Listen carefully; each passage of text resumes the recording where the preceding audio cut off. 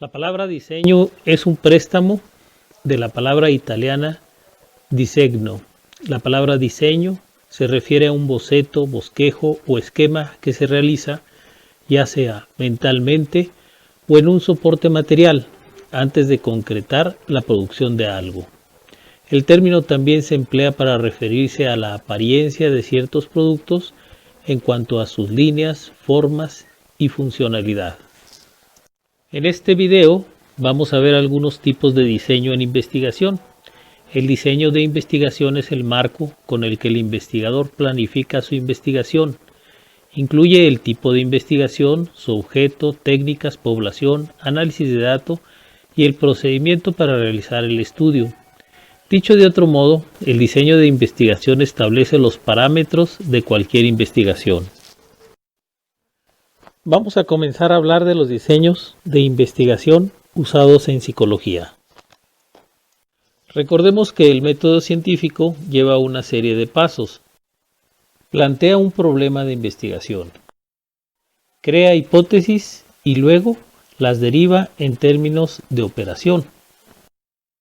Constata dichas hipótesis empíricamente, es decir, a través de la medición cuantitativa y objetiva, utilizando diseños de investigación apropiados. Y por último, saca sus conclusiones, las cuales van a avalar o van a refutar las teorías que tenía al principio. De este modo, el conocimiento que nos aporta es objetivo, determinista, general, abierto a ser constatado en cualquier momento y abierto. Desde su estatus como ciencia a mediados del siglo XIX, en la psicología se ha hablado siempre de dos tradiciones o enfoques en la investigación: el enfoque correlacional o psicométrico y el enfoque experimental. El correlacional, iniciado por Binet y Simmons y después por Wechsler, cuyo objetivo es construir test y cuestionarios para medir lo psíquico, haciendo esencial hincapié en las diferencias individuales y en el análisis de las relaciones entre las variables medibles, es decir, correlación, regresión, análisis factorial, etc.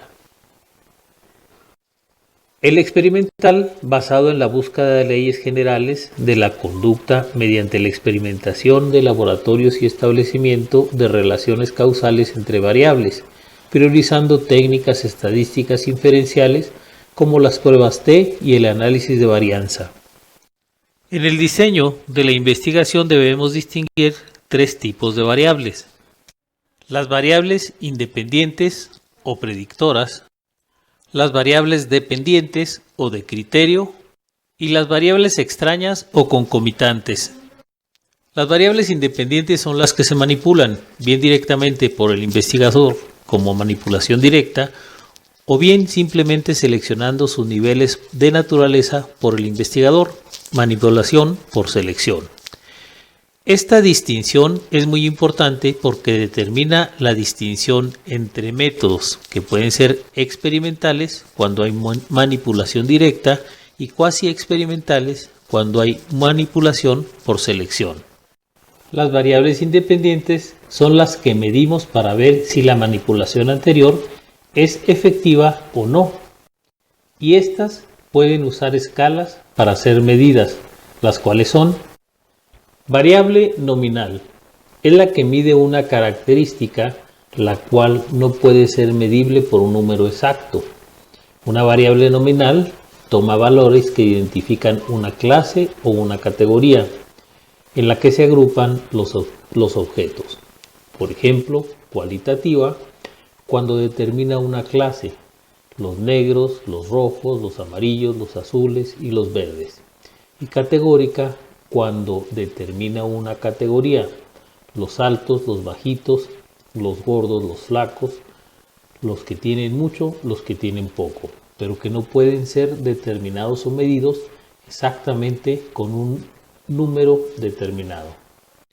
La variable ordinal, que toma valores que se pueden ordenar como su nombre lo dice, y existen dos tipos de variables ordinales: la variable discreta, que mide número de eventos, por ejemplo, número de veces que ha acudido a consulta, 10, 15, 20, 3, son números concretos que no pueden fraccionarse. Número de hijos por familia, 1, 2 o 3. Número de veces que ha tomado o ha dejado de tomar el medicamento o la terapia, etc. Y la variable continua. La continua es la que mide las características que se pueden ordenar en una escala numérica y tienen fracciones entre sí, como por ejemplo 10 kilos, 10 kilos y medio, 10 kilos 300 gramos, etc. 11 kilos, 12 kilos, etc. y con medidas entre ellos. Por ejemplo, avanzó 10 centímetros o avanzó 10 centímetros y 1 milímetro o avanzó 10 centímetros, 1 milímetro y 1 nanómetro, etc. Y la variable concomitante o extraña es una variable que no estamos considerando en el estudio, pero que de aparecer puede modificar el valor de la variable dependiente, por lo que es importante que no exista o no aparezca o esté controlada para que la investigación tenga validez interna.